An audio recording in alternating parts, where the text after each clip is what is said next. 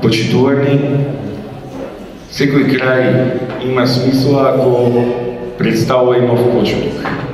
Од тука на крајот на годината, кога се заокружува циклусот книжевни средби и работилници, паралели и синтези, рецепцијата на современата македонска книжевност во Република Србија, во кој што во фокус беа авторите и делата преведени од македонски на српски јазик изминатава деценија.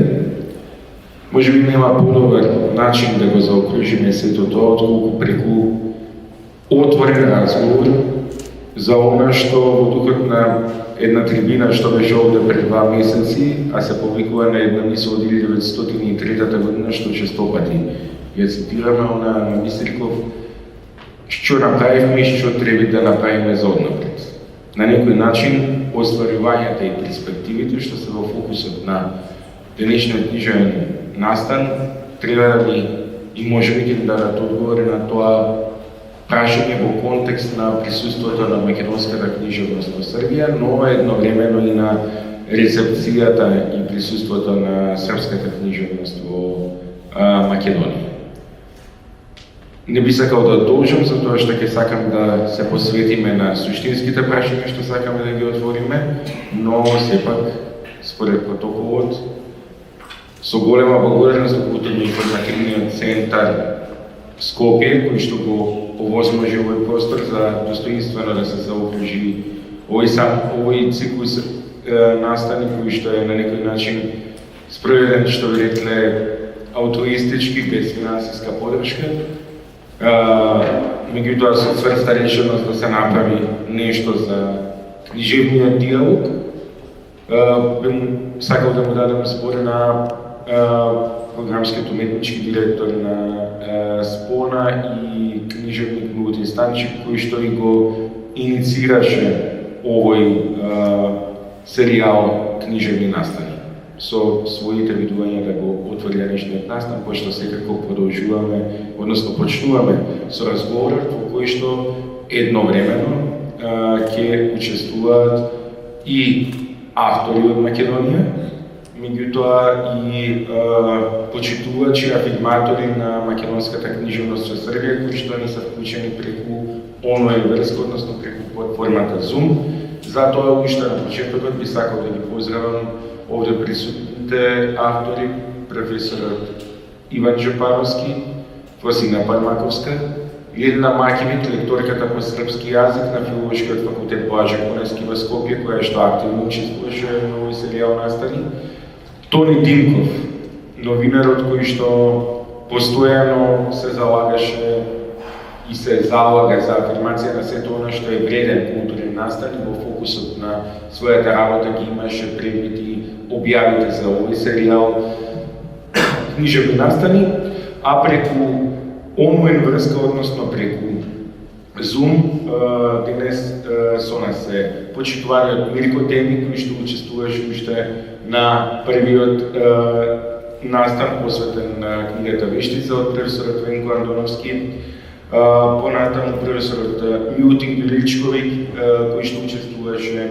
на настанот посветен на романот Билката од Лена Пантева и за истиот тој настан свој учество зеде, а повторно со нас е денес овде Марица Гроздановиќ Милошевиќ.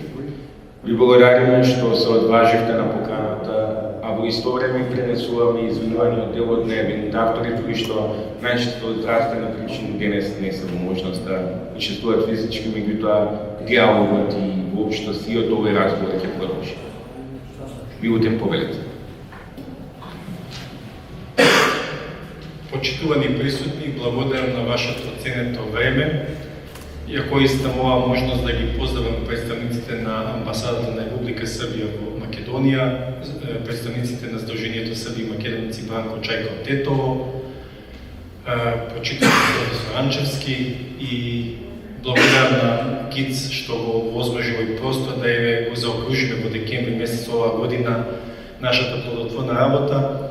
Чинам дека во договор со Иван Антоновски, кој беше модератор на сите овие работилници, имавме успешна патувачка мисија од месец во месец, исчитувајќи ги делом познатите афирмирани македонски писатели, можеби од помладата генерација непознати на пошироката публика, меѓутоа имавме, мислам, многу сериозно, убаво исчитување и она што го забележав и кажав од младите автори, мислам дека добивме еден нов стимуланс, дека навистина, можеби надградувајќи се на постоечките поста и веќе афирмирани автори, будно ја следат книжевната сцена и дават еден нов материјал и простор и навистина беше необично да преку стиховите на Джебаровски повторно ја оживам Света гора и со неговите стихови ми се вратија првите сцени од ранното детство, првото патување кон Света гора.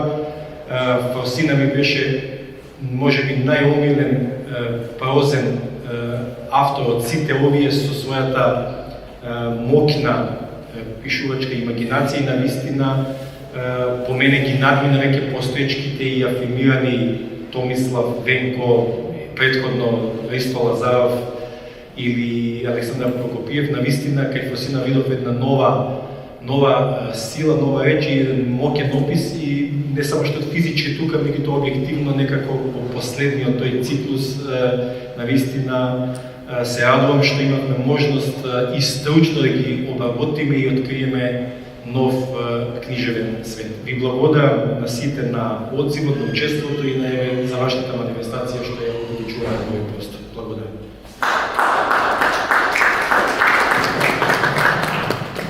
Благодарам и некако размислувајќи како да го почнеме разговорот, можеби е најдобро лично што има можност да ги согледува состојбите од две перспективи, од она овде од Македонија, меѓутоа истовремено и од перспективата од Србија, лекторката по српски јазик на Филолошкиот факултет Блаже Куневски или на Македонија. Елена, што сметате вие дека реално се постигна со овој серијал? И која е вашата голема слика за современата македонска книжевност денес? Колку таа е поразлична сега од колку пред овој циклус и кога бевте во Србија? Искрено, што мислите? Колку во Србија има реална представа за вредностите на современата македонска книжевност, а колку во Македонија има за српската? Добар дан свима. Трудit ću se da u kratkim crtama odgovorim na ova postavljena pitanja, mada mi se čini da je i dalje potrebno pričati i u Srbiji i u Makedoniji o književnostima druge zemlje. Svakako da ovaj serijal koji je ove godine predstavlja zaista veliku sponu između srpske i makedonske književnosti i mislim da je samo potrebno vreme da bi se više za makedonsku književnost čulo u Republici Srbiji. Ono što je bilo do nas, učinjeno je i prvi korak je načinjen u tom spajanju i predstavljanju makedonske književnosti ljudima u Srbiji. Ono što sam ja primetila i kad sam učestvovala u književnoj večeri kada je izlagano delo Petra Andonovskog, imala sam problem da tu knjigu nađem prevedenu u Srbiji, ali sam je našla. Danas mi se čini da je mnogo pristupačnija, viđala sam je na mnogim mestima, ali mi se čini da i dalje treba raditi promociju da bi doprelo do većeg broja ljudi. Međutim, mislim da, evo, daću svoj primer, kako sam se ja upoznala i pre nego što sam došla u Makedoniju sa makedonskom književnošću. Bilo je čak to i pre nego što sam se upoznala sa makedonskim jezikom. Preveden je Venko Andonovski i njegovo delo Pupak sveta je prvo delo koje sam ja upoznala od makedonskog savremenog autora i to je bilo pre možda i sad 7-8 godina. Sećam se da mi je u jednoj knjižari u Beogradu baš prodavačica to preporučila i rekla je mislim da ima potencijal da bude veliko delo i baš mi je od srca preporučila da pročitam, da se upoznam sa tim stvaralaštvom, tako da ja verujem da je njenim entuzijazmom u mnoge čitalačke ruke tih dana doprilo upravo to delo. Naravno, kažem, ovde sam imala prilike da se susretnem sa mnogim drugim autorima, čija iskreno imena do tad nisam čula i mnogo mi je žao što je to trebalo da sačekam ovu godinu da bih se sa njima upoznala. Tako da, ono što ja iz Srbije donosim jeste da ja svojim prijateljima, svojim ljudima u okruženju pričam o svemu tome što se ovde radi i govorim o delima koji su na mene ostavili utisak, tako da se nadam da svako od nas ko može na neki način priča o delima koji su na njega ostavili utisak iz ovog serijala, pa verujem da je samo potrebno vreme da se za to čuje, da jednostavno da stekne veći odziv, ali mislim da je ono što je bilo do nas učinjeno kada već imamo srpski prevod. Благодаря, но сепак на некој начин е потребен контекстот и на времето и затоа можеби е добро да се чуе и една перспектива на некој што со поголемо животно, творечко искуство и живејќи во различни периоди на развојот на културните врски меѓу двете културни средини, двата народа може тоа да го посведочи. И затоа ми е драго што денес преку виртуелна врска е со нас. Почитуваниот Мирко Демик, дали се слушаме?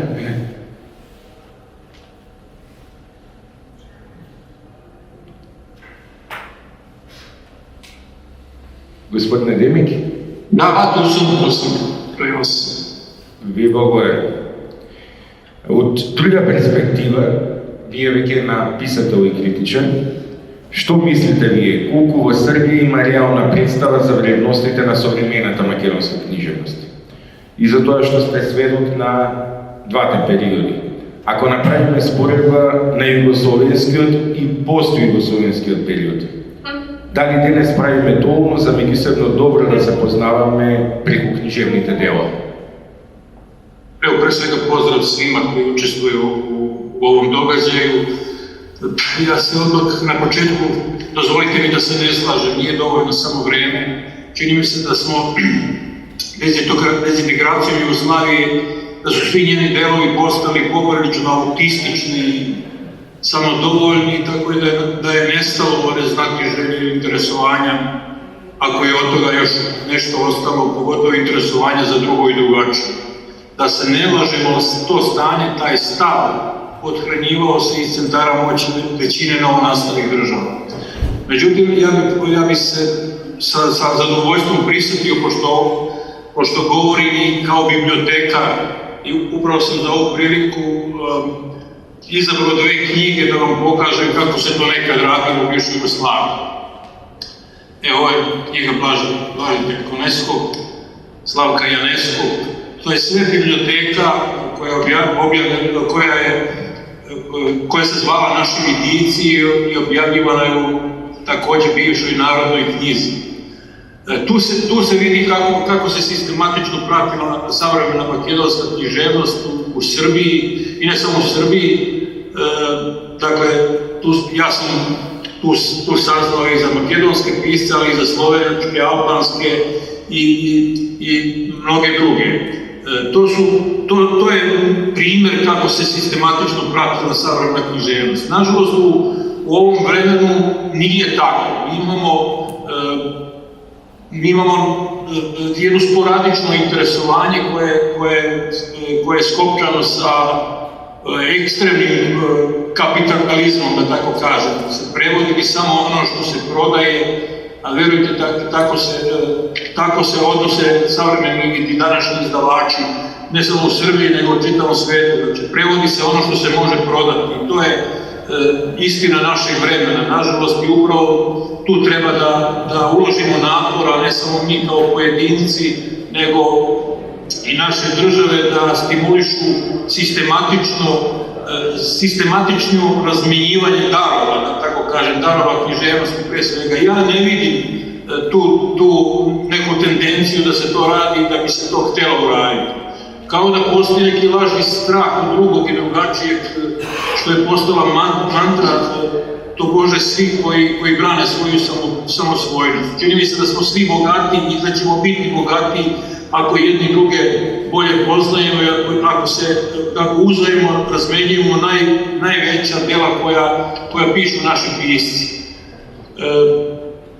Ulagujemo se velikim i dominantnim kulturama i jezicima, nažalost, to je verovatno slučaj u makedonskoj kulturi, tako je slučaj i kod nas. Dakle, prevodi se treći razredna književnost iz vere izdavača da se to može prodati. Sve ostalo je sporadično ako se prevode veliki pisci umetnički ostvarena dela. Tako da čini mi se da ne postoji profilisana ni sopstvena kulturna politika, baš što se Srbije tiče, ne znam kako je u Makedoniji, ali ne vidim da ima nekog sistematskog pokušaja da se u inostranstvu predstavljaju najveći autori. Čini mi se da je situacija prepuštena samim piscima, eventualno prevodiocima, da oni kad prevedu da traže izdavače, što je najgori mogući način plasiranja druge kulture i kvalitetnih pisaca. Isto tako,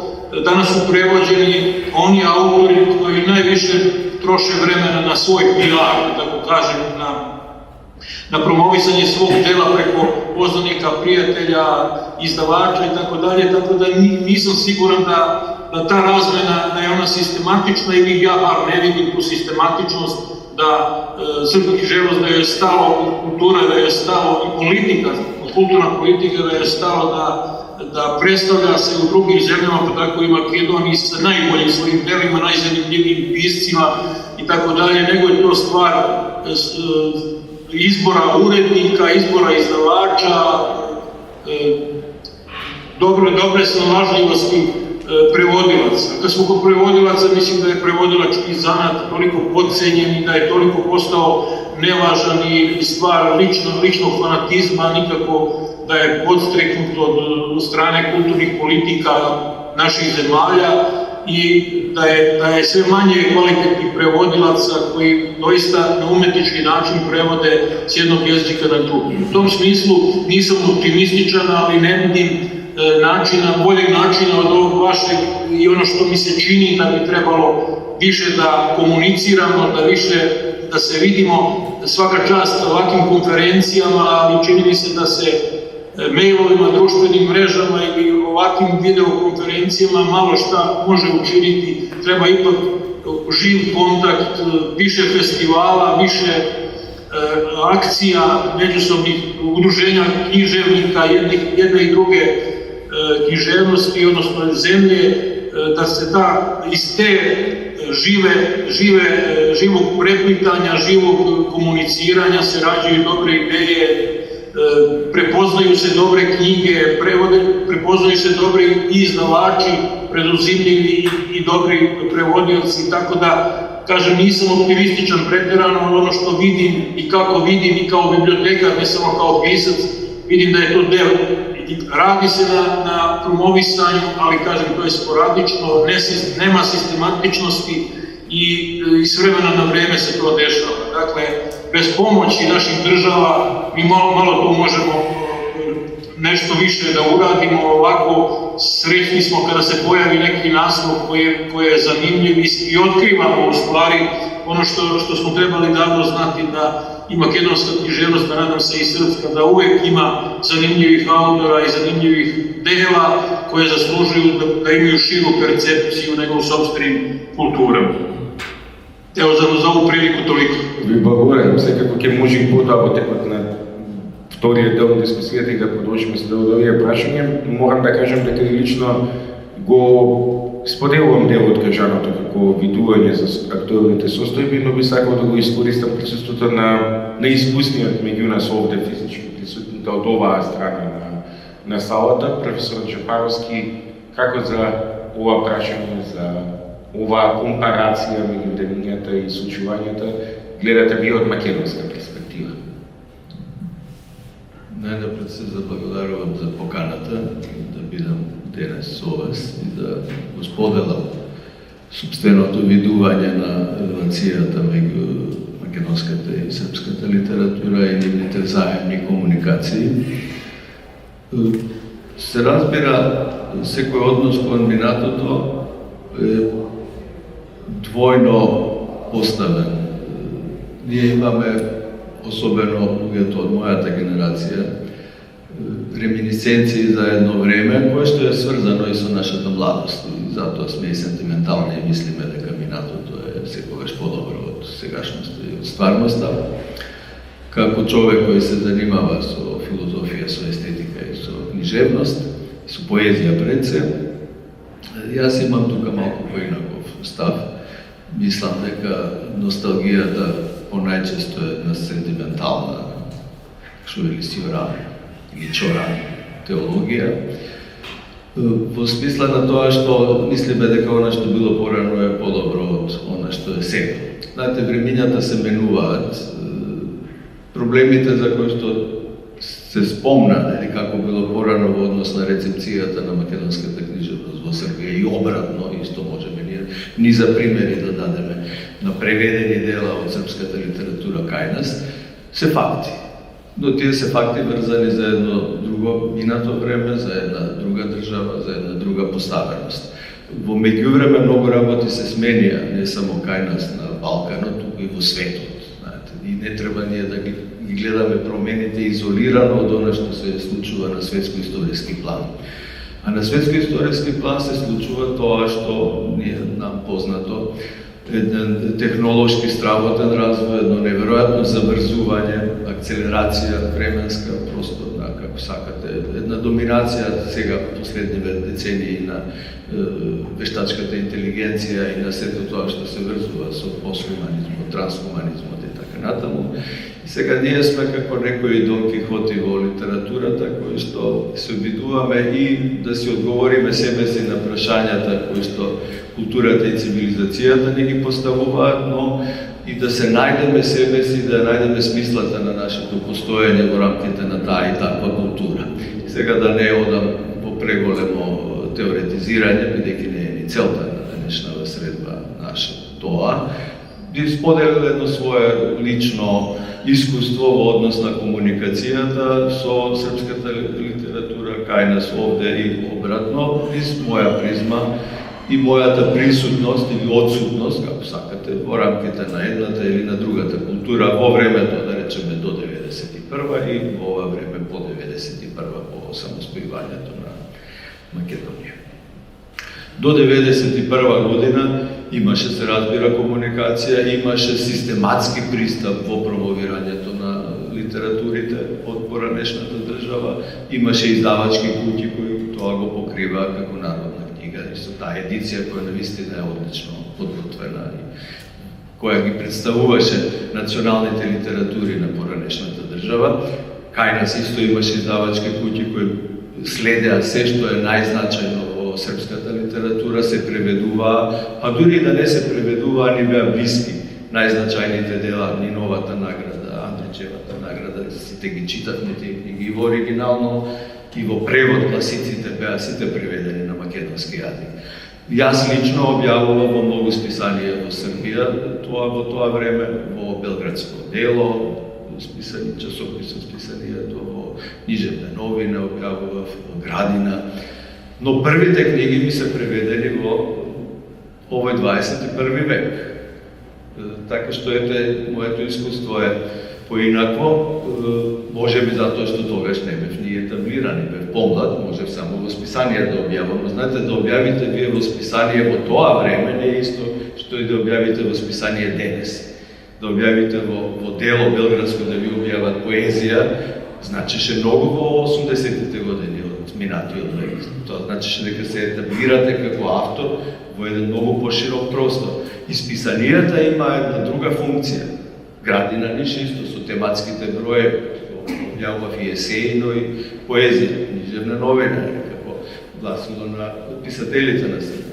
Тоа значеше да се објави во списание, исто како што значеше и кај нас списанијата има неверојатно силна функција во тој систем и во тоа време. Да објавите во разгледи кај нас, во современост, значеше да на тој начин се промовирате и станувате дел од современата книжевност. И немаше поинаков пат. Патот беше прво во списанијата, а потоа се објавуваа книги. Книгите беа производ на едно промовирање во списанијата. Сега тој пат не постои. за жал или за среќа, не знам, тоа е долга дискусија околу тоа дали е тоа добро или не е добро, но факт е дека денес преводите се производ на некаква лична комуникација, мојот случај е таков. Учество на струшки вечери на еден српски поет, кој слушаше на настапот една моја песна која прочита, негово бендиса песната му се допадна, рече, сакам да ја преведам твојата поезија. Дали ќе ми се согласиш? И јас реков, зашто да не? Обично на личен план да работите, се разбира тука стои сознанието дека има многу преводи кои што не се или не заслужуваат, многу книги кои не завредуваат да бидат преведени, но има наистина и одлични примери дека и на овој индивидуален план се создаваат врвни преводи, се создаваат одлични дела кои комуницират и во едната и во другата литература. И на тој начин поетот Рајко Лукач ја преведе мојата поезија и 2 книги поетски излегоа во Белград. Јас сум му нему благодарен, жалам што не ги нас почина пред година-две. Но ете, за мене тоа што тој го направи, а и преводите на неговата поезија во Македонија, Тодор Чаловски тоа го направи пред 10-15 години, говорат дека и на тој личен план, ако навистина станува збор за вредности, резултатите можат да бидат поволни, позитивни и придонесуваат за една заедна комуникација. А за тоа најдобри се фестивалите. На фестивалите, особено врвните фестивали, а ние имаме таков, Струшките вечери на поезијата е не само фестивал македонски клучен, туку е во светски рамки еден од најзначајните, ако не и најзначајниот поетски фестивал на светот. Со оглед на бројот на учесници, на добитници, на Нобелова награда за литература, кои учествувале и добиле златен венец на Струшките вечери, а неколку дури пред да станат нобеловци, што значи фестивалот водел сметка и имал вредностни критериуми. Но да не должам, еве јас како вовет сакам да дадам една малку поинаква слика, дека не се толку лоши работите, дека работите се такви како што и времето, а јас сум од оние кои што сакаат повеќе за лошото ново да се врзуваат отколку за доброто старо. Тоа е некој на брег, не е моја согледба, но понекога добро функционира.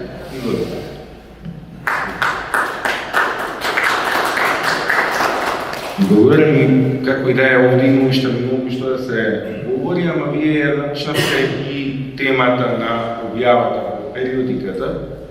Ако е станува збор за објавата во периодиката, покрај објавата на проза, поезија или драма, таа не е клучниот аспект на објавата на книжевната критика. А знаеме дека покрај рецепцијата, односот на Шопин читателски аудиториум, предмет на интерес биде и на какви одгласи воопшто интерес рецепција на критиката не идуваат делата што се преведуваат во една друга јазична и културна средина. Затоа во овој миг би сакал да го поздравам професор Милутин Величкови, кој што се занимава и со книжевна критика и отворено да прашува каков е односот на српската книжевна критика кон преводите од македонски автори. Не говориме само за изолирани случаи, туку генерално кој се тоа што во последниве деценија и половина се преведува од македонски на српски јазик. Но и кој е патот? Бидејќи кој е патот во однос на издавањето книга, мислам дека никој начин се согласивме во досегашниот тек на разговорот. Како се доаѓа до критички одглас од српски критичар за превод од македонски? И колкаво влијание има книжевната критика во Србија врз широката читателска публика, кога станува збор за интерес за преводите од македонската и воопшто од другите јужнословенски книжевности. Добро, дали се чуемо? Да. Накажем да вас поздравим, да се захвалим на прилици да бъде jedan од учесника овog skupa, овога догаđaja. Zaista je ono, da kažem, potreban i vrlo koristan i naobostrano zadovoljstvo, kažem, i makedonske i srpske kulture i književnosti. Ja bih najpre govorio o aspektu književnosti za decu, kako na srpskom, tako i na makedonskom jeziku, budući da u Beogradu rukovodim pred ostalog institutom za dečiju književnost koji je veoma otvoren i transparentan za saradnju sa svim piscima u regionu, dijaspori i svetom koji pišu za decu i mlade, pa samim tim i sa makedonskim piscima i autorima. Tako da imamo nekoliko potpisanih protokola, odnosno ugovora o saradnji sa piscima, prevodiocima, udruženjima i izdavačkim kućama i objavili smo nekoliko knjiga, pred ostalom objavili smo i priredili, evo pokazat ću, dakle, prvi put na srpskom jeziku makedonska drama za decu i mlade, knjiga se zove Slavovi u dvorištu, makedonska drama za decu i mlade koji je preveo Saša Objenovski, a priredio zajedno sa mnom, dakle, u izdanju Instituta za dečju književnost u Beogradu i izdavačke kuće Perunard iz Bitolja. Hoću da kažem da mi, pored ostalog, u institutu imamo naučni časopis o književnosti za decu koji se zove Godišnjak, evo pokazat ću, do sada su objavljena 4 broja, dakle izlazi jednom godišnje, 5. broj je u štampi i naš član redakcije je profesorka Jovanka Denkova, koja je doktorirala u dečjoj književnosti, koja radi na univerzitetu u Štipu. Mi u svakom broju, osim što objavljamo, dakle, njihove priloge i tekstove na makedonskom jeziku, dakle u originalu, objavljamo i priloge iz književnosti za decu iz makedonske literature. Evo da ću vam pokazati, recimo, u ovom prvom broju objavili smo tekst njen o spisateljici Zorici Rusevskoj. U drugom broju objavili smo tekst iz Saša Objenovskog, zatim profesorke Ane Ringačeve. Tekst se zove, tiče se pisa Stojimira Simjanovskog i tekst Mahmuta Čelika, kratke priče za decu Načata Zakerija. On je profesor turske književnosti na univerzitetu u Štipu. U trećem broju Godišnjaka, evo to ću vam isto pokazati kako da je upoređena, malo reklamiran časopis, objavili smo također tekst u makedonskom jeziku i profesorke Jovanke, koja govori o knjizi autorke Vesne Acerske i u pretposlednjem broju časopisa našeg Godišnjak, Instituta za dečju književnost, također objavili smo tekst o knjizi Aleksandra Obovskog i tekst profesorke Ane Vitanove Gačeve. Šta hoću vam da kažem? Hoću da kažem da je, zahvaljujući toj našoj saradnji i angažovanju, makedonska savremena književnost za decu veoma poznata i prisutna na srpskom govornom području, a ja sam radeći i pripremajući ovu antologiju makedonske drame o kojoj sam govorio, napravio jedan presek i pregled, verovali ili ne, od Drugog svjetskog rata, dakle od 1945. pa do danas, objavljeno je 10-ak antologija makedonske književnosti za decu. Dakle, prevodi i, da kažem, i dvojezična izdanja, kako poezije, proze, tako i drugih žanrova, a sada i drame. Hoću da kažem da je to jedna od najprisutnijih literatura za decu od svih ex-jugoslovenskih književnosti, dakle, na ovim našim prostorima.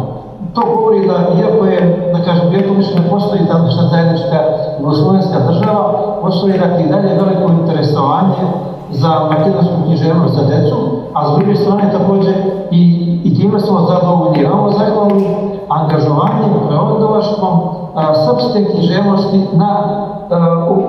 na makedonskom jeziku. Evo da ću vam pokazati, meni su 2 romana za decu o bliznancima prevedena i objavljena na makedonskom jeziku. Jedna se zove Novi avanturi na bliznacite, a drugi bliznacite i Semenjac cirkus. Dakle, obe knjige su objavljene u Bitolju u prevodu Saše Objenovskog.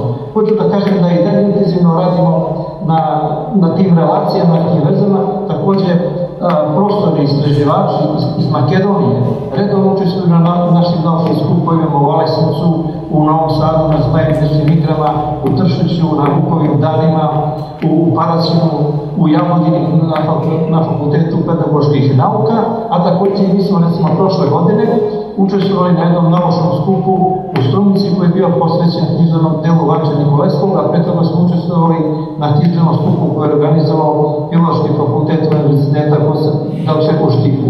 Dakle, hoću da kažem da to ne zavisi samo od pojedinaca i institucija, već od naše dobre volje i ta saradnja, to prevodilaštvo mora biti dvostrano. Što se tiče te recepcije kod književne kritike, mogu reći da i ona postoji, naravno nije u velikoj mjeri i u velikom obimu, bez obzira da li se radi o makedonskoj ili srpskoj ili nekoj trećoj literaturi, nego prosto to je tako, ali želim da kažem da, možda je to znate ili ne, da u Srbiji, u Beogradu postoji profesionalno, dakle, udruženje književnih prevodilaca Srbije, koje je registrovano i reprezentativno, koje ima svoj časopis, koji se zove Mostovi, koji se objavljuju, dakle, prevodilački radovi i oni, dakle, profesionalno rade, sad govorim o njihovoj literaturi za odrasle, ne za decu, tako da te veze i dan danas postoje.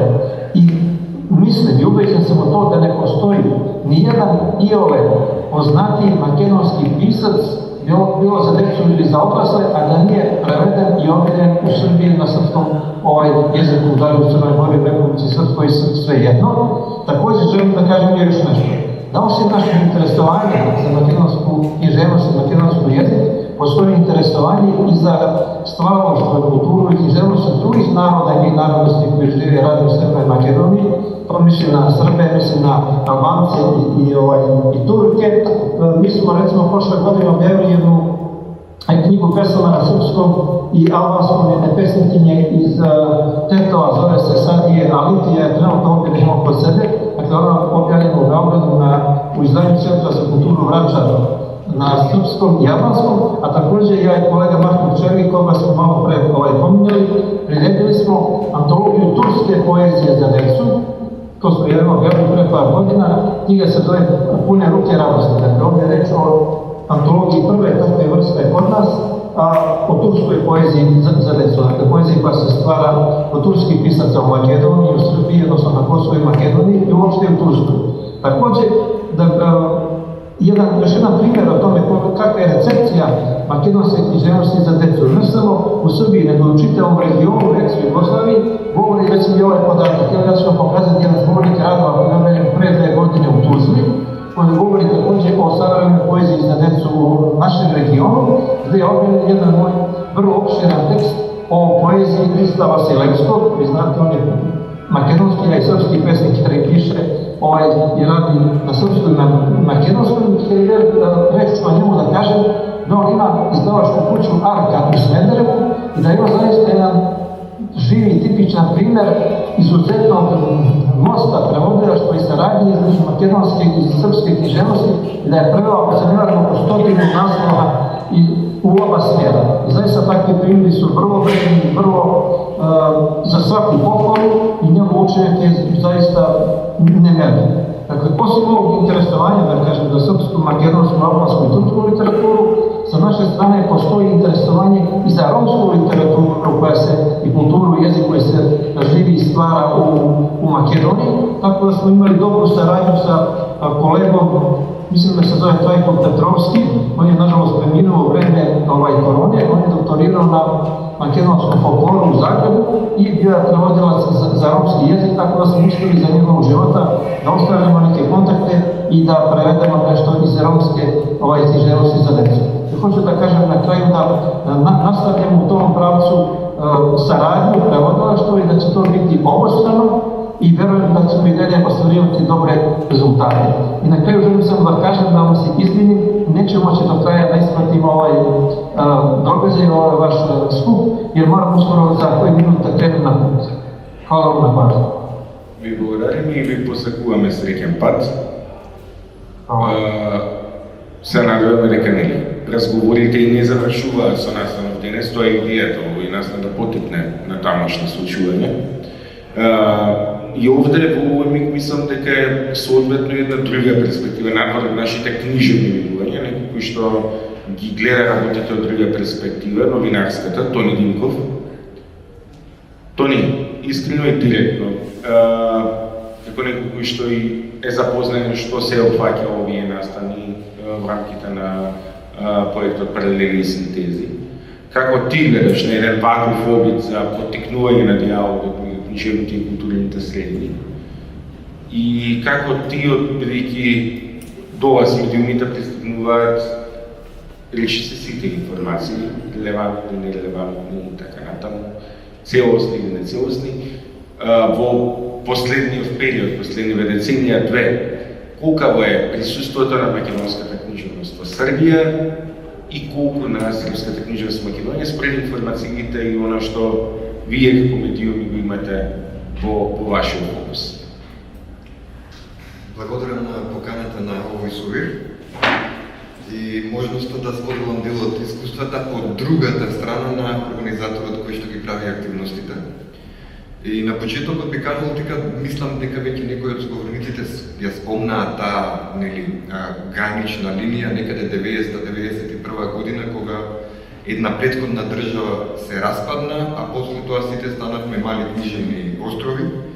И мислам дека таму некаде од 91 па можеби до 95-6 година речиси да беа прекинати сите културолошки, политички и секакви односи со соседот од север, односно со Србија.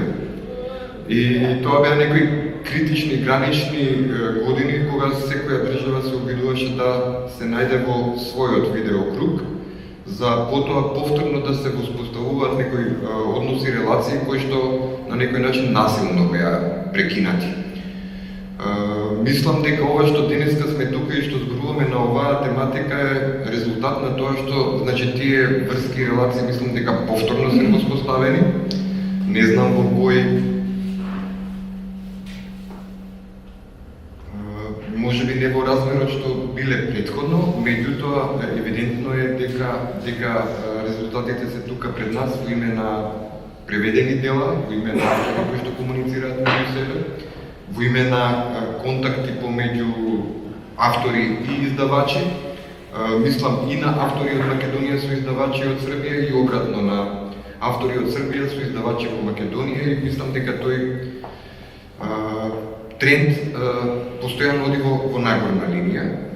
Сега моментот е што нели не знам како е во Србија, меѓутоа во Македонија и навистина не постои некаква стратегија кој како и зошто се преведува. И затоа се толку битни овие иницијативи што ги даваат склона да на еден начин преку серија на активности и случувања да даде еден континуитет во тоа што се однесува во однос на преведувачката дејност и со тоа што ги организира настаните да возможи материјал за нас, медиумите, за нас, новинарите, да известуваме за тоа што се случува на овие релации. Мислам дека со овој циклус спона напред прави голем чекор напред, затоа што пред се овозможува преку нас читателите да се запознаат со сите резултати, односно со сите дела кои што се преведени на српски јазик од македонски автори и обратно да на некој начин се даде поттик и српските автори да бидат преведени во Македонија. Циклуси од овој тип мислам дека се значајни, значи не само за медиумите, туку и за читателите, бидејќи новите генерации носат нов сенс и мислам дека новите генерации треба да сведочат на еден нов комуникацијски канал кој што повторно би ги поврзал народите на двете земји. Јас толку би имал за сега. Да будем повеќе споменуваме новите генерации. Не можам тука да не ја вклучам со ставот на делот на по новите генерации Просина Пармаковска. Резимирано овде постојано се напомена во зависност од тоа како фестетски резултат се постигна, како влијание на објавеното дело, дека за волја на вистината или за љубов на вистината, кој што ви кажа споменатиот Конески, преводите во најголем дел, не секогаш, меѓутоа во најголем дел се случуваат поради резултат на личните контакти, познанства на автора со други автори, со издавачите, со преведувачите. Имаме и некои случаи кои што беше одбран на македонски прозаисти кои што влегува во потесен избор за европска награда, што во исто време беа објавени на српски јазик од Тревши трг. Меѓутоа реално е дека таквите случаи се немногу бројни наспрема оние другите кои што сепак се базираат на овие други лични контакти, и тука моментот систематично што беше споменато. Како ќе се постигне таа система? систематичност. Неколку пати посебно и ти, и Петар Андоновски, па и јас сме рекле дека ни е потребна агенција за книга. Уште ли си и ти на тој став? Или дали таквата агенција би можела да придонесе за преводи во ижнословенските среди? И дали сметаш дека треба да има посебна програма за тоа? И за тоа што, ми се случи тој преводи кои што не беше направен планот на учите контакт, и тоа беше преку Јакобската награда. И ни треба ли постојано некој поголем за меѓусебно да се препознаеме, или може и треба да изградиме некој поинаков пристап и како една ваква агенција би можела да придонесе таков пристап? Фала ти на прашањето. Да, значи неопходна е таа агенција, особено за мала земја како нас. И со жал ке констатирам, мене пред малку ми текна дека само јас во последните 8 години имам учествувано на 3 трибини во кои што се збори за таа фамозна агенција, но лавето останува на маса, ништо не се помрднало, за жал, ќе речам, ние писателите, сме го препознале тоа проблемот, да речам, сме дебатирале, мислам дека е време да се вклучат институциите, затоа што си е потребен професионален пристап и, да речем, во пошироки рамки како културен менаџмент, кој што барем пред некое време, мислам дека уште во нашата земја не постои ниту во образовниот систем, за разлика од Србија, и тоа како е потребен, затоа што ние писателите сме практично ставени самите на себе, обавуваме многу други работи покрај пишувањето, од сите тие контакти. Обично некој издавач ќе ве најде поради некоја награда, па целиот тој процес до издавањето на книгата го објавуваме ние, па водиме социјални мрежи, па сите настани, целиот професионален живот буквално е тоа сами го правиме и тоа се многу непотребни работи кои што реално оддалечуваат од пишувањето и си треба една таква агенција, но веќе мене верувате смачено вие да зборувам колку е потребно. Потребно е, знаеме сите. Така што, се надевам дека институциите наместо да организираат трибини, дебати, доволно е дека да се потрудат конечно да се оформи. Затоа што навистина има многу книги кои што заслужуваат да отидат подалеку во светот. Не знам кој спомена, обично тоа преводот е резултат на некои контакти, на секакви комбинации. Баш ја раскажавме, приказнала за мојот српски превод, тоа беше една многу панкерска приказна, тотално необична. Ќе повторам, мене романот на годината ми отвори доста врати за превод, но не треба да се остава на тоа. Верувам дека има многу книги кои што не добиле награда. Финале за роман на година само по себе значи дека тоа е квалитетна книга. И тие треба да излезат.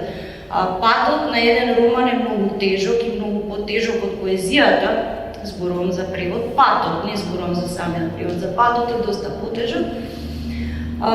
Исто во прозата нема толку случувања како фестивали, поетските читања си го прават своето. Во прозата се сите тие процеси многу потешки, поскап е преводот на една прозна книга, поштете ако е подебел роман, така што си треба тоа некако систематско решение.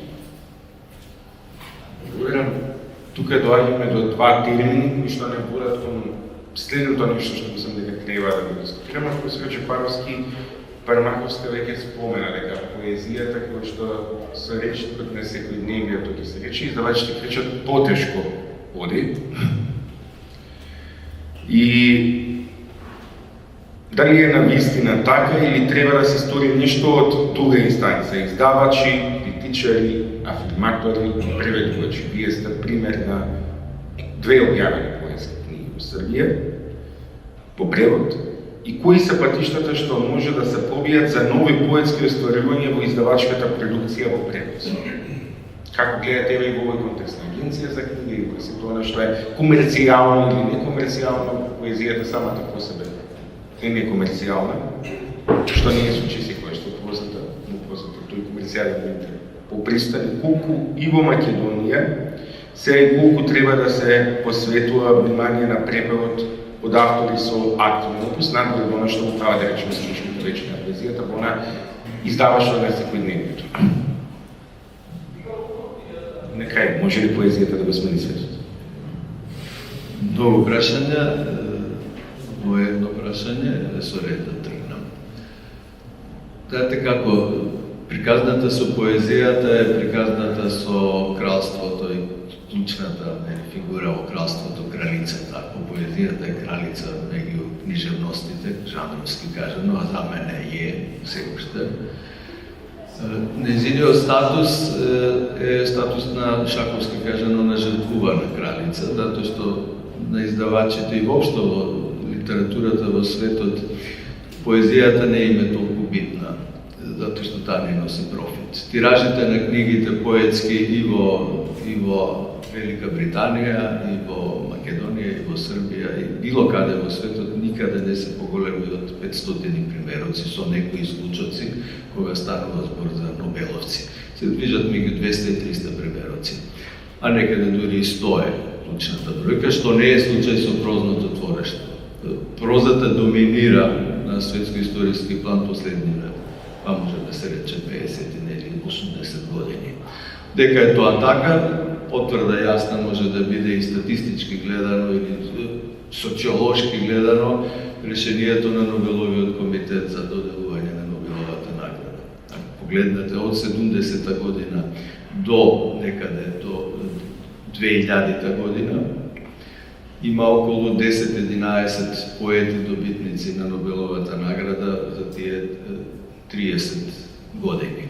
Овие 25 години од 2000-та до денес само тројца се поети добитници на Нобеловата награда, сите други се прозаисти или новинари, или документаристи, или пеачи, како Боб Дилан, од овие тројца Боб Дилан е едниот, што јасно говори дека поезијата и на светско-историски план жанровски е во едно повлекување, односно врз неја влијае меркантилниот однос на издавачите кои гледаат само профит во изданијата за кои што се заинтересирани да ги објават, а прозата нуди профит. Ја знаете приказната од Молија, граѓанинот благородник, каде што овој граѓанин благородник сака да биде подучен од неговиот учител по книжевност и тој го подучува која е разлика меѓу поезија и проза. И му вели, поезијата она што е во стихови, има ритам и рима, а прозата е ова што си разговараме секојдневно. И тоа е големо возбудување за овој граѓанин благородник. Ја цел живот сум пишувал проза, а не сум знаел дека пишува проза.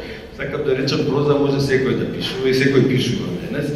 Пишува и поезија. Меѓутоа, во поезијата е малку потешка работата, затоа што таму треба и метафори, треба и ритам и рима, и таму треба една символика која што е еден друг јазик. Тоа поезијата има еден свој собствен јазик, а тој не е јазикот на секојдневниот говор. Јас зборувам сега од позиција на автор, на писател кој ги брани интересите на поезијата, иако знае дека е таа фрлена настрана. Точно е дека има поетски фестивали, но има многу посилни прозни фестивали. Точно е дека агентите кои што преведуваат и кои се испратени или скаути да одбираат што треба да се преведе, се најмногу заинтересирани за прозното творештво. За поезијата скоро и да нема од нив никаков интерес, така што поетите се во малцинство, не би се согласил дека е полесно да се работи поетски превод, еве Зоран Анчевски ќе потврди дека воопшто не е така, затоа што ги има преведено најзначајните добитници на Златен венец на Струшките вечери, како професор по превод од англиски јазик, знае дека да се преведе поет е многу поеќе време бара да се знае творештвото негово интегрално за да се преведе. Но да не навлегуваме сега во овие приказни за односот меѓу прозата и поезијата. Знаете како, ја читав вчера беседата на Ласло Краснохоркај, најновиот добитник на Нобеловата награда за литература, а претходно и неговиот роман Меланхолија на отпорот.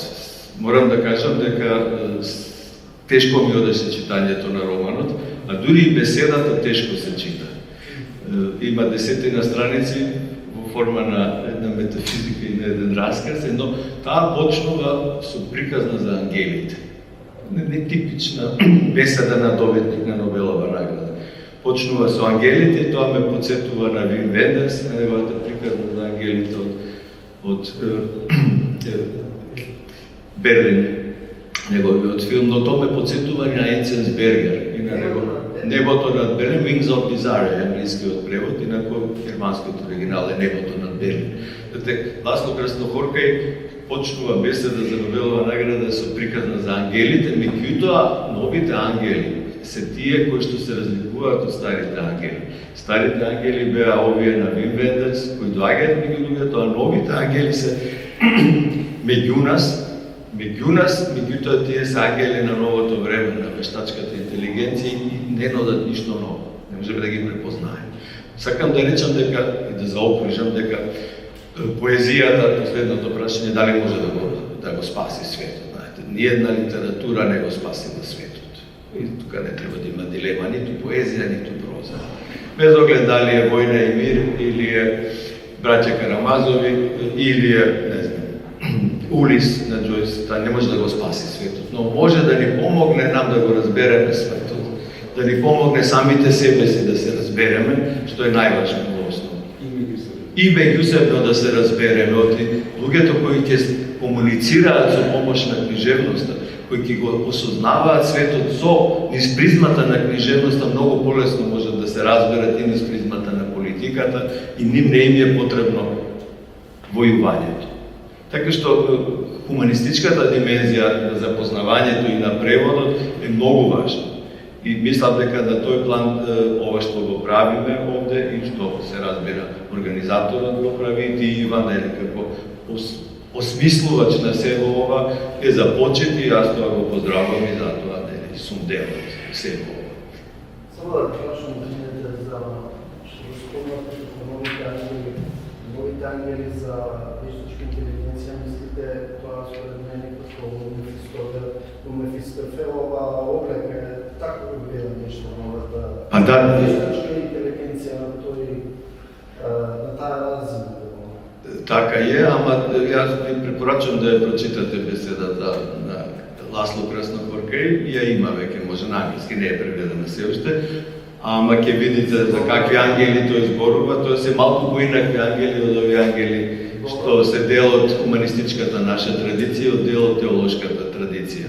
Ама треба да го знаете и Краснохоркај каков е неговиот опус и како пишува, како прозаи, за да добре се го. Како и да е, тоа е друга тема сега, за други разговори. Ви благодарам и сега на некој начин чинам добар мит и една перспектива на преведувач. Марица Гроздановиќ Милошевиќ, дали се слушам во моментот преку Zoom конекцијата? Да, чувamo se. Драго. Dobar dan svima, veliki pozdrav, izuzetno mi je zadovoljstvo i čast što se nalazim danas ovdje sa svim ovim ljudima koji govore na izvrstan način o saradnji, o tom vakuumu saradnje između srpskih i makedonskih autora. Ве поздравувам и како студент, некогашен студент на Филолошкиот факултет во Скопје, кој што својата приказна ја почнува водата. Вие, меѓутоа како преведувач, вклучително во овој циклус на Вакилици, бевте вклучен како преведувач романот Билка од Илјана Панта. Ви имате можеби поскромно преведувачко искуство според бројот на објавеното. Но објавеното е со завиден квалитет, барем според оно што е одглас на критиката. Има ли начин како да се овозможи повеќе простор за вас, преведувачите, да можете да предложите преводи, особено кога говориме за ова релација меѓу српската и македонската, односно меѓу македонската и српската книжевност, ама и клучно. Има ли канал на комуникација при кој што информациите за новите изданија ќе доаѓаат до вас, или ако го нема, имате ли идеја кој би бил тој советен канал, да ја спомнуваме, вклучително идејата за агенција за книга. И би се не фатили натаму да преведувате od makedonski pod koji uslovi? Pa ovako, mislim da izdavačke kuće biraju prevodioce i da on odlučuje o tome ko će biti prevodilac nekog dela na osnovu onoga što im kažu autori ili na osnovu nekog lica koji uživa izvestan renome kod njih, pa recimo predloži neko ime prevodilaca koji u ovom društvu prevodilaca Srbije ili ako nije onda, ako je anoniman kao što sam ja, znači postoji samo način da se lično znate sa autorom, da volite njegovo pisanje i da prosto imate želju da to čita i čitalačka publika u Srbiji. Sad ja sam probala nešto preko bio je neki konkurs od strane opštine za izdavanje i objavljivanje tako nekih stvari, međutim to nije prošlo, znate kako u unutrašnjosti ima neke lokalne svoje favorite i tako da je ostalo bez realizacije, ostalo štampanje Liljaninog romana Dnevnici jedne ljubavi.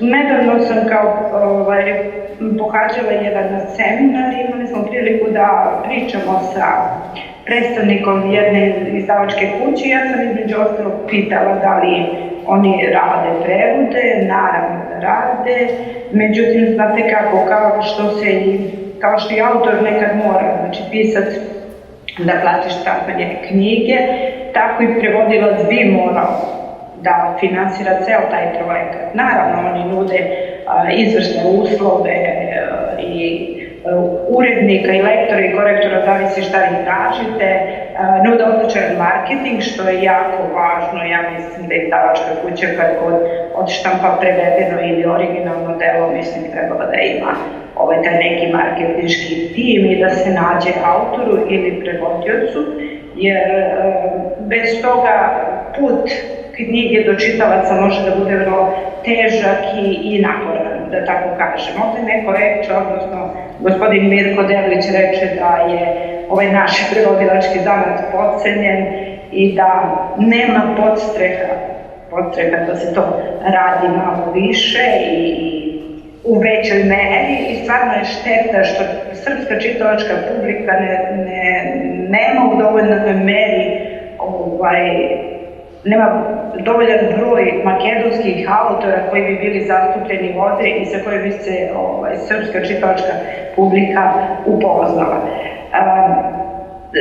Postoje, znači, samo ti neki individualni napori i ja za sad vidim samo mogućnost u tome da ja, recimo, pošto sam ja obožavalac dela Liljane Pandeve i uopšte makedonske književnosti, znači da jedino ja to isfinansiram i da, pošto ta kuća nudi i marketing i prodaju i ne znam šta sve ne nude, to je jedini način, ja vidim to sad kao jedini način, mada postoje ljudi i institucije sigurno koje, ako im dopadne do ruku delo koje je neko preveo, pa im se svidi prevod, sigurno da postoji način da se to delo štampa i kao drugo izdanje ili neko sasvim drugo delo tog ili nekog drugog autora, a u Makedoniji ima u priličnoj meri. Sa tim sam upoznata, ne kažem 100%, ali u dovoljnoj meri. A što se tiče kanala, kako dolazim do novih izdanja makedonskih, osim društvenih mreža ili ličnom kupovinom, da li mi pošalje neki autor koje znam ili ja budem u prilici da dođem do dela, da ga kupim, da ga pročitam i kao što sam uradila sa Liljaninim delima na svoju ruku, prevedem otprilike tako, drugačije ne. Prilično smo se nekako razišli, kako rekoše ovde ljudi, samo zadovoljni smo svojim nekim delima i mislim da se ne pratimo u dovoljnoj meri što se tiče književnog stvaralaštva. I slažem se sa svima koji kažu da nema sistematičnosti, da i prevodioci i pisci sami traže svoje izdavače, izdavači štampaju komercijalne autore, komercijalne prevode. To je velika prepreka, mislim, u današnjem svetu. Ja mislim i kod vas i kod nas da je situacija slična, možda je negdje druge isto tako, ali za Srbiju i Makedoniju sam sigurna da je to veliki problem i da se dešava i u jednoj i u drugoj državi. Što se tiče moje saradnje i mog daljeg rada, ja sam otvorena i vrlo se radujem svakoj ponudi, a što se tiče uslova, uslovi su standardni, to svi znaju, mislim, naravno, postoji ugovor koji bi trebalo da postoji, da prizna autorsko pravo prevodiocu i sve ostalo što ide uz to. Tako da, ništa posebno važno onoga što inače su uslovi. Предполагам ќе се согласите на некој начин овде заеднички ги детектираме проблемите.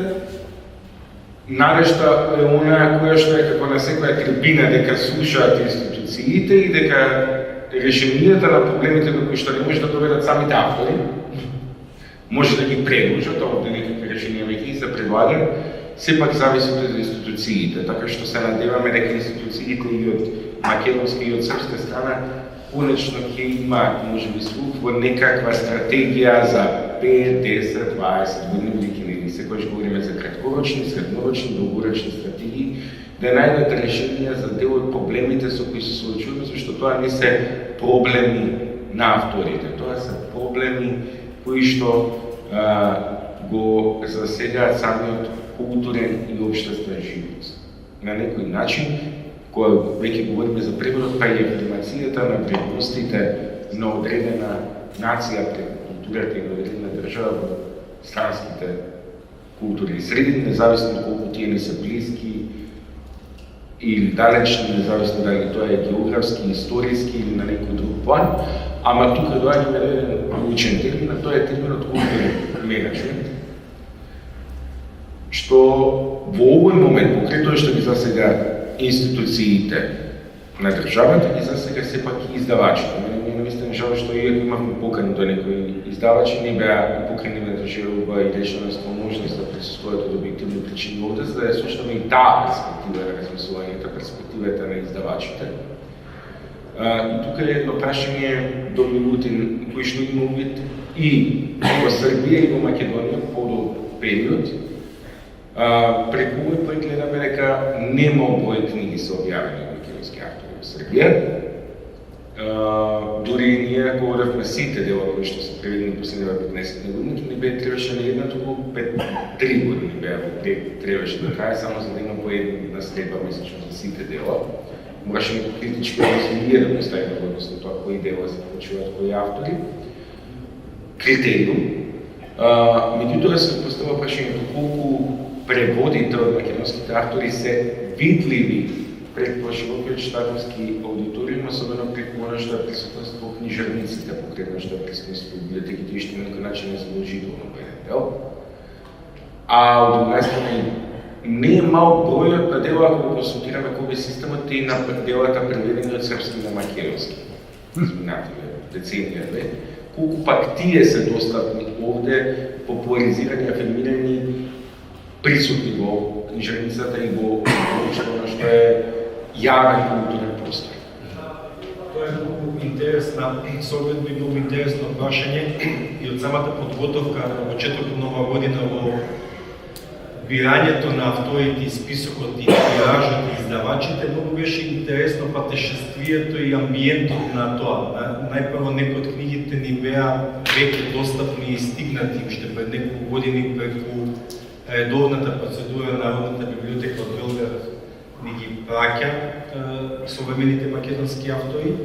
Меѓутоа многу интересен попис системот во Србија, каде што вие можете навистина да согледате да видите каде таа книга постои, каде е земена, во кој некој мал град во Србија веќе постои интерес за делно кажано непознат автор, а веќе е земено од полицата. Така да тоа беше интересно и увид и патешествија, беше интересен и амбиентот на тоа во Светогорска улица Фросина Памаковска да се добие во еминентната издавачка книжа Златно руно и начинот на љубезноста на продавачката која веќе е запознаена со тиражот, со наставот и со авторството на тоа, те исто така во Чувичево Сокача, значи во еден збутан амбиент, недостапна, невидлива книжа, значи сите три автори преведени на македонски, исто така со љубезност, со наставка, со интересен третман, за разлика, например, со искуството на Венко Андоновски, каде што вештица не може да ве најдете. Венко е познат, сите го знаат за папукот, знаат за азбука, знаат за другите негови дела, меѓутоа вештиците не може да се најде и се навистина Карловец, Кораци, издавачка куќа, одличен третман беше тука, побавачката беше на самата промоција во Спона, меѓутоа ете неговиот третман во главната во Србија е недостапен. Така да, многу беше интересно во текот на целиот овој циклус, третманот, начинот, животот на македонската книжевност во книжевниците, во библиотеките, беше интересно и мозаикот е различен и на третманот, и на пласманот, и начинот на исчитувањето и наистина мислам дека постигнавме успех и перцепција од различни агли каква е состојбата, каков е... А српските автори во Македонија преводите од српски на македонски? Па тоа е сега веќе еден друг проблем, друг пласман и начинот на побавувањето и тиражот, тоа е веќе сериозен проблем, ама мислам дека тоа друга тема, не би опитувала или не би се обидувала, да би импровизирал сега, бидејќи не се би подготвувал наменски за тој вид на проблематика. Меѓутоа, како идеја останува она понака дека тие дела кои што циркулираат меѓу овие книжни средини треба да бидат и видливи, што е задача пред се на издавачите. Кога станува збор за видливоста, се забележува дека повидливи преку своите преводи се поновите генерации автори, кој е дел. Не зборувам само за Србија, тука е најверојатно тој дел на популарниот пиар, како се стане дел од Господин Бенџамин, исто така влијание, и тоа преколема влијание и други фактори. Од тука Фросина, влегуваме во завршницата на трибината, пред да некако да резимираме, да излечиме некои заклучоци и препораки за едните идеи. Мислиш ли дека поновите, сега доминантни автори на македонската книжевност последни неколку години, со своето творчество што додат нешто што е попримамливо за превод? И ти, како и Венко Андоновски, Петар Андоновски, многи авторите присутни во овој циклус, имате доживеено повеќе преводи. Дали како гледате на искуството со присутноста во Србија наспрема во другите книжевни, односно културни средини? И дали кога станува збор за изборот на дела и автори, чувствувате дека некои автори тенденциозно го прилагодуваат делото, уште во оригинал, за да биде податливо или лесно за превод? Кога станува збор за прозата? Вие не го правите тоа, мора да го нагласам. И на што се темели твојата верба дека и без тоа адаптирање на оригиналот ќе се случат преводи во твојот случај? Што ако и натаму само очекуваме отворање на агенција за книги? Дали повеќе или помалку треба да не значи превод на српски во спореба со некој друг нејужнословенски јазик? Ајде, ако заборавам нешто, ќе ме подсетиш на што се темели, па на вербата дека ако се пишува за суштината, дека тоа ќе го препознаат искрениот пристап читателите. Не би сте сваќам зашто збориш за кои тенденции, не би зборувала за моите колеги. Дали е да ги адаптираат своите романи со цел или превод или некој таргет публики, не е моје да зборувам, јас лично не го правам тоа. Но ниво самото изворно пишување него, гледам да не се водам од тие поставки сега, кому ќе му се допадне, дали во овој актуелен момент ова вака би поминало или може би не би требало во овој момент. Тоа е многу погрешен пристап, доколку се бавите со тоа, ете како да го кажете. А за жал делот преводот не е условен, односно во наводници ставено загубено од такви. Да, но тоа е, ете, таквото оптеретување со формата, по мене најбрз рецепт за создавање на вештачка книга, на претенциозна книга, некогаш и на ужасна имитација. Така што, еве лично ќе кажам за мене, јас мојата прва книга одмah веднаш би ја збришала сега да можам, затоа што туку ме оптеретена, ете кога ќе читат, сакам да покажам дека имам книжевна наобразба, па да се препознае тоа од читателите со книжевна наобразба. И тоа е најпогрешниот пристап, но веќе во втората, како двајца различни луѓе да ги пишувале, затоа што јас сум слободен од тие процеси. Нема да речам јас втората дека ми е подобра книга, не можам јас да го кажам, но одговорно ќе речам дека е одврзана од формата, дека е раскажувањето природно, дека е лесно, дека е гладко, дека е од срце. И верувам дека тоа се препознава и во процесот на читање.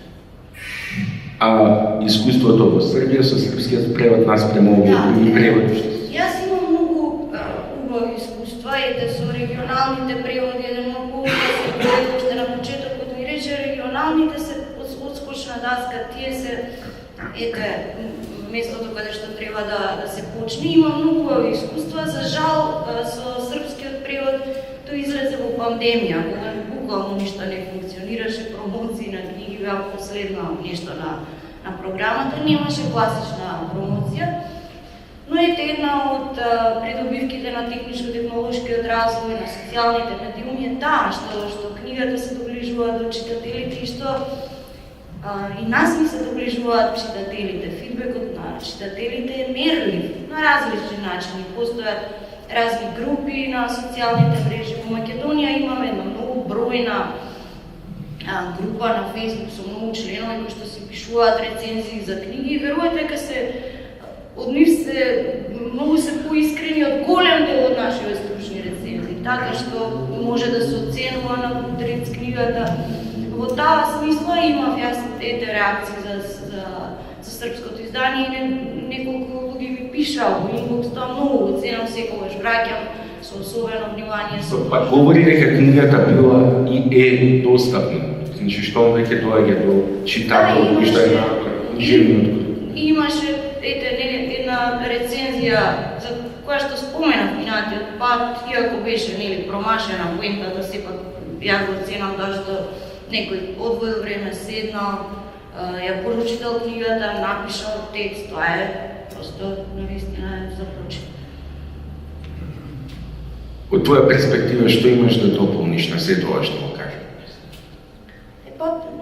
Јас тоа што го кажам дека треба конечно да се создаде таа агенција по милиони пат, ќе повторам дека нас не треба помош, да не остане, да бидеме оставени да го правиме тоа што најдобро умееме да го правиме, а да се постојат луѓе, тело кое што стручно ќе се занимава со таа работа. Повеќе тоа мислам дека е извршено. Во оваа завршница само пред да дојдеме до самата завршница да резимираме, да ги сублимираме согледувањата, дали Милко Демик се уште ни е оној дали не слуша од другата страна? За жал, може би да технички проблем или пак не е присутен пред својот компјутер. Доаѓаме до моментот дека и од согледано од српската и од македонската перспектива достигаат некои, еве Милко Демик го гледаме некаде. Милко, идејата е дека согледуваме од двете страни дека имаме потреба од некои елементи на систем кои што ќе овозможат подобра афирмација и книжевен диалог, колку со ова се согласувате пред да резимираме вие од српска перспектива.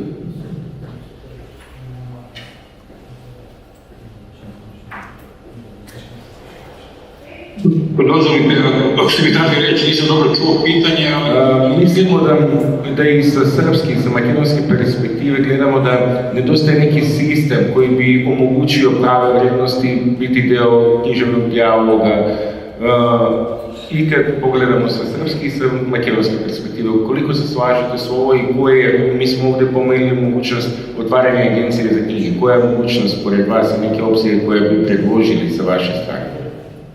Pa svakako agencija bi mnogo pomogla, da li pri ministarstvu ili samostalno, to je tehničko pitanje. Ja imam jedno divno iskustvo, mogu reći, poučno iskustvo, nije baš divno.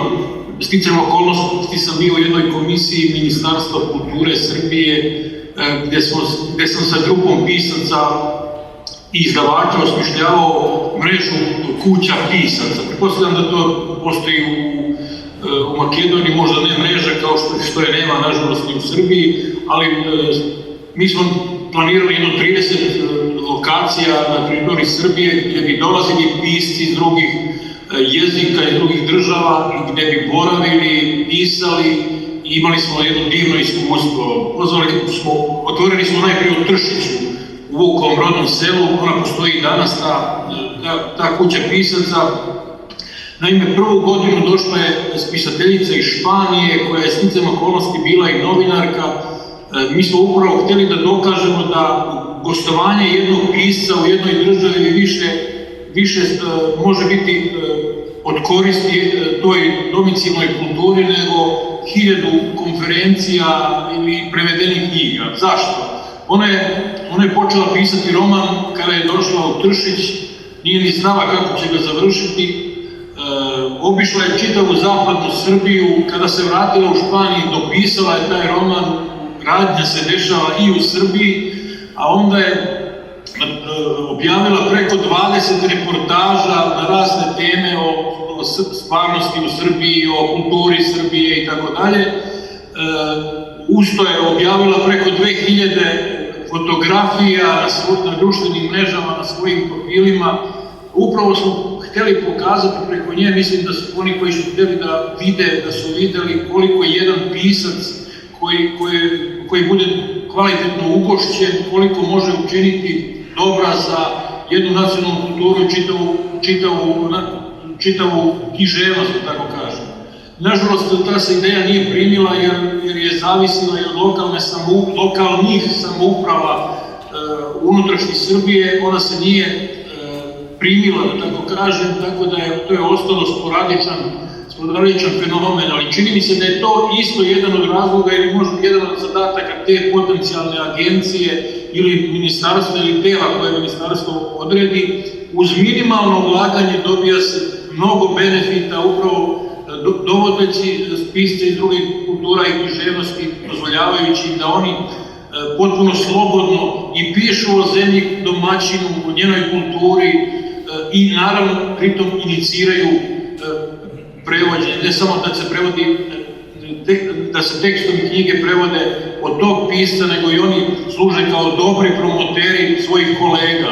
Mislim da je to čak i najbolja preporuka kad vam kvalitetan pisac, kad ga pitate koga bi vi predložili da se prevodi, da će vam oni nepogrešivo reći koga. Naravno ima i surevnjenost i sujete, to se podrazumeva, ali mi se čini da bi i ta agencija koju pominjete za knjigu mogla da to preuzme na sebe i da ta međusobna saradnja, da ona dobije na 10 raznih oblika i onda ima smisla sve ovo što smo govorili, što smo čuli danas, onda bi se svaki kvalitetan autor mogao tu naći i bilo bi zadovoljstvo da bude čitan i na drugim jezicima, u drugim kulturama. Zato mi se čini da je ta inicijativa o agenciji vrlo dobra i treba je svim silama podržati iz svih, da tako kažem, centara. Nadam se da bi to bilo i dobar primjer.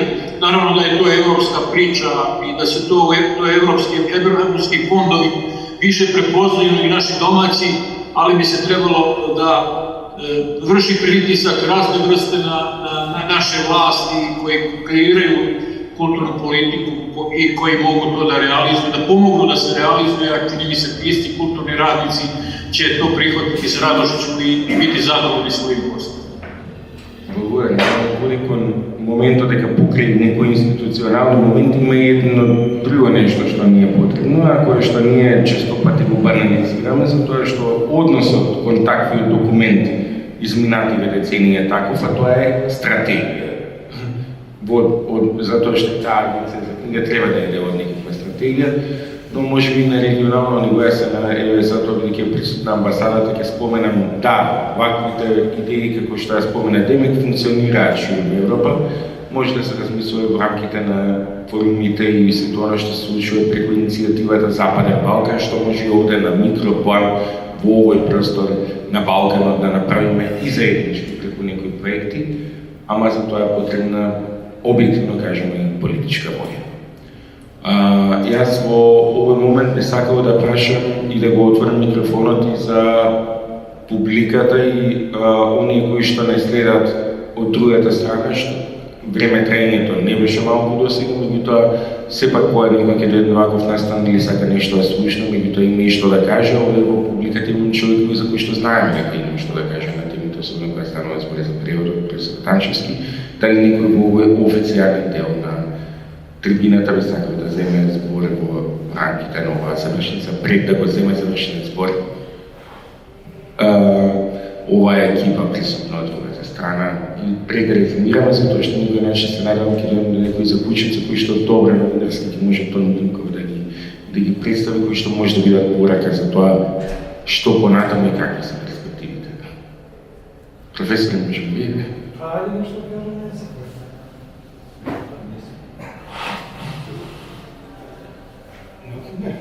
Слободно нешто го Не, благодарам ви. Да, мислам се начина прилично интересни прашања, сериозни прашања овде. Нормално дека една ваква корелација во културна смисла, објавување на дела од автори од една книжевна култура во друга е неопходно и многу полезно. Особено, како што спомнаме, во еден период кога со распадот на претходните етаблирани и официализирани врски помеѓу поранешните републики функционираше прилично добро и кога, како што рече Иван, многу подобро се познаваме од денес. Преводот беше нормално во една смисла и пренебрегнат во ситуации кога сите можеме да ги читаме и во оригинал делата на колегите автори од Србија, да речеме, или од Хрватска, но секако дека преводот е неопходна е спона, да речем, во таа книжевна размена и сметам дека што се однесува до преводот, тој систематски пристап кон преведување на делата е закупен.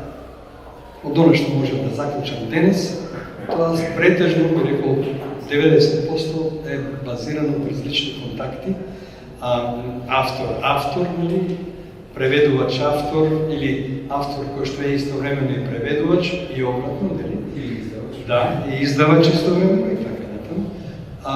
И дека една таква систематизирана комуникација која што се базира на некои, би рекол, цврсти темели, каде што размената во оваа смисла ќе биде заснована пред се на квалитет, изостанува во многу случаи.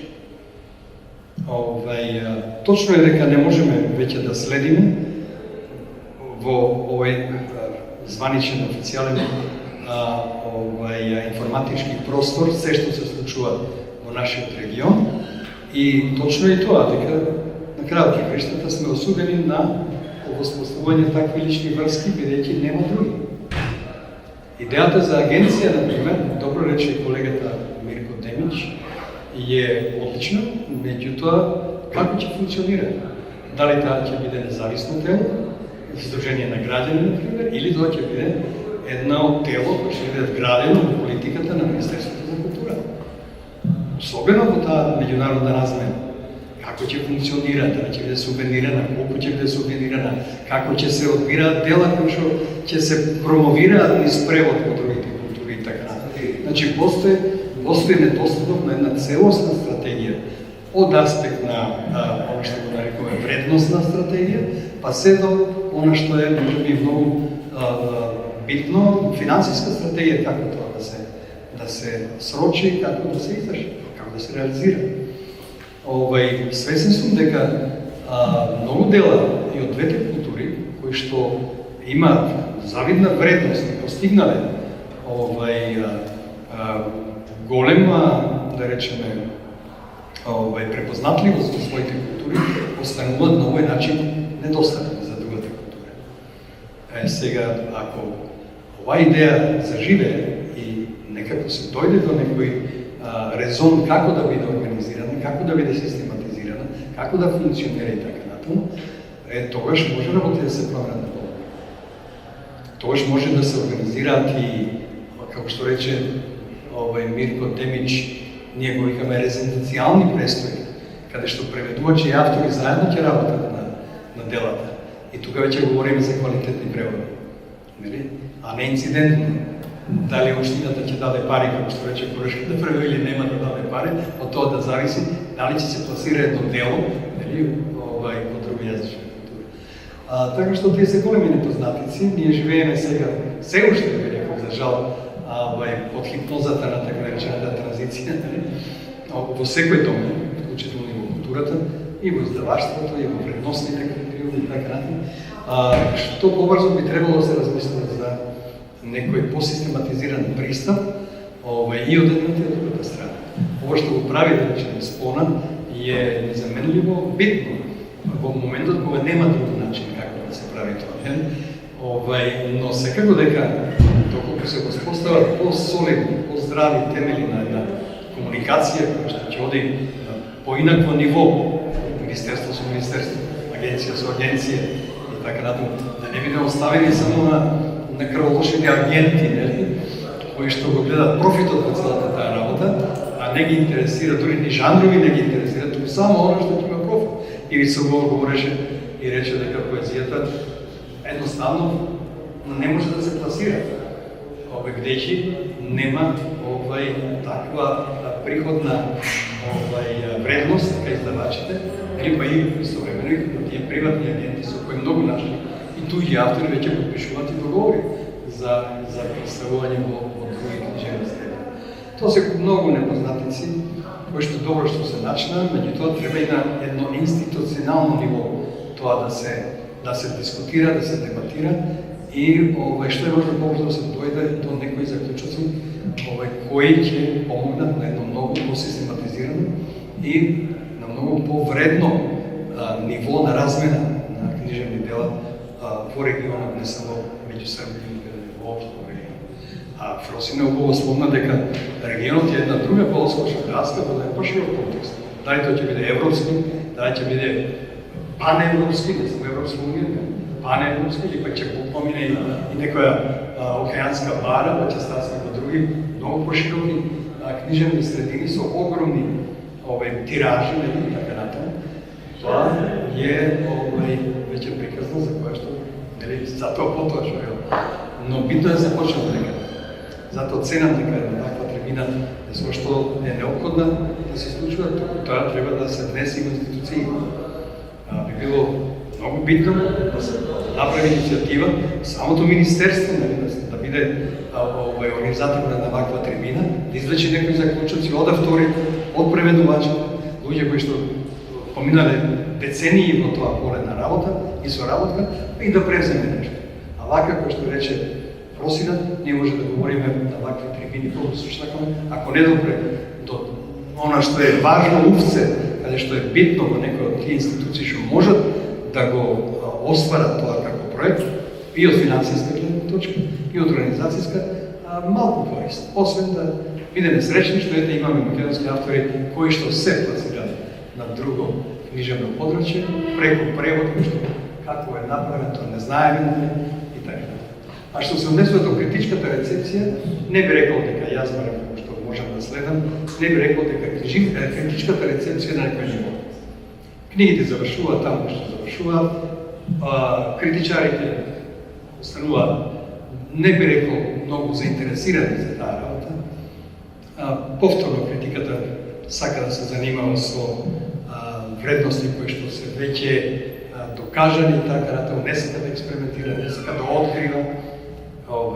И тоа е исто така тажна приказна, таа критичка рецепција. Па еве мислам ја да не држам предавање. Ви благодарам, чинам дека во се тоа што го кажавте на некој начин е вратник практикано за окружени дел од резимето на оно што го кажавте, меѓутоа сега тие пораки кои што бараат систем, кои што бараат стратегија, кои што бараат концепција, институциализација, се надевам дека можеби ќе допрат до тие усини кои што ги споменавте преку медиумите, затоа ми е драго што Тони гледам дека будно не само што е тука, туку и запишува дел од она што се каже овде, дека ако не се овде присутни многу од институциите, дека барем преку медиумите ќе може да има деди што да го кажеме.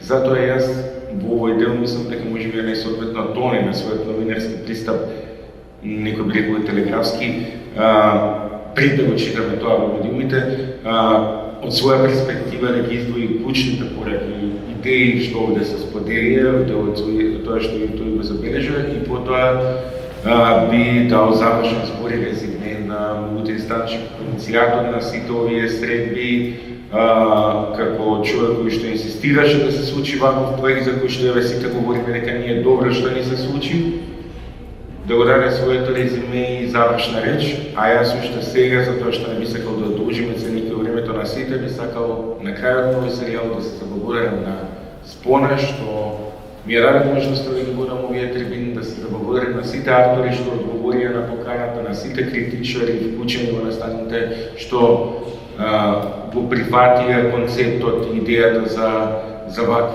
ваков серијал, и да се надевам дека не запира се тука, туку дека, како што кажав на почетокот, секој крај и некој нов почеток. Јас би се взел за право да ова биде телеграфско резиме. Мислам, се гледа дека оваквиот вид на трибини имаат своја цел, имаат своја мисија, затоа што навистина ги откриваат и ги посочуваат проблемите со кои што се соочуваат и авторите на книжевните дела, и преведувачите, и едноставно, значи, ваквиот тип на трибини дава насока или почетна точка кон тоа што би требало да значи востановување на културна политика во однос на овој проблем и почеток на градење на некаква стратегија која што со текот на годините би можела да биде како решение на проблемот, а секако финалето би било гледам дека нели и од Македонија и од Србија и авторите и преведувачите, не знам дали имавме издавач, меѓутоа посочуваат дека е неопходна таа агенција за филм и мислам дека оваа трибина е дел од меѓу првите чекори кои што нели даваат гласност на оваа идеја, која што секако нели ќе се обидам јас преку медиумот во кој што работам да ја дадам гласност.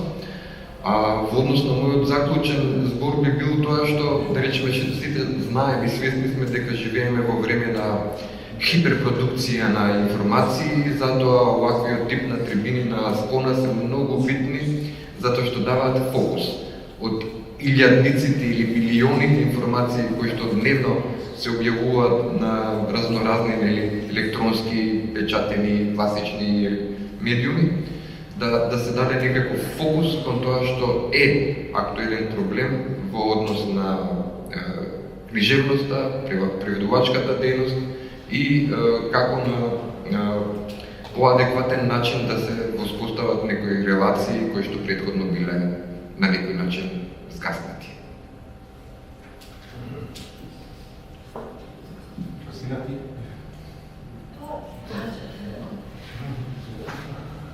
Нема поголема потврда и сатисфакција и благодарност кога еминентните професори Анчевски, Джепаровски, Пајете и помладата Фросина и Тони Димков како представник на медиумската фела го потврдуваат, го фалат и го афирмираат ова што го зацртавме и што го правиме и навистина нели си го поставуваме прашањето во денешната реалност и во денешната стварност, каде што се е извртено да наоѓате мотив и да пракосите на таа стварност, да пишувате, читате и создавате навистина, дава еден темел, дава еден основ и еден мотив на непредавање.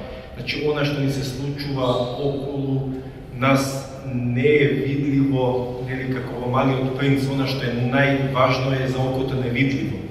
Значи, јас во последниот период од месец дена забележав дека на влезот од Скопје во населбата Ѓорче Петро, каде што постоеше една класична мала трафика и каде што се наоѓа тиражите на печатените медиуми, е згасната и гледам дека тоа никого не засега. Не само што таа мозаичи го открива излезот и границата на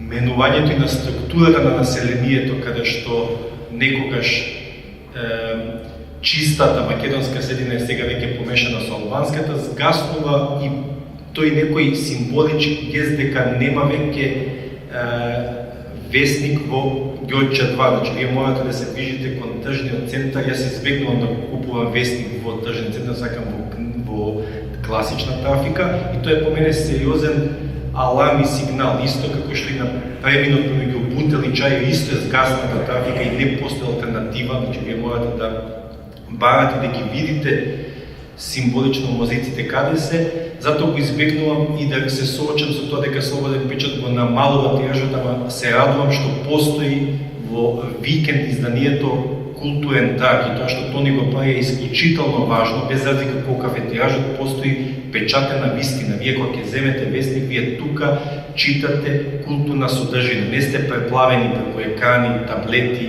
компјутери, туку зимате рамка и го читате оно што се случило и што се најавува. И тоа добива една сериозна друга символика, тематика и сила. Така и овие наши, значи средби не беа поддржани од ниедно министерство, одбиени се и од македонското и од српското, меѓутоа ние прекосетме и покажавме дека со присуството на овие еминентни творци создаваме, прекосиме, постоиме и ќе постоиме и ќе имаме нов циклус и нова осмислена тематика во следната година и ќе исчитуваме со нови очи, со нови видици, ќе се радуваме и ќе ја спознаваме стварноста на еден поинаков начин. Ви благодарам.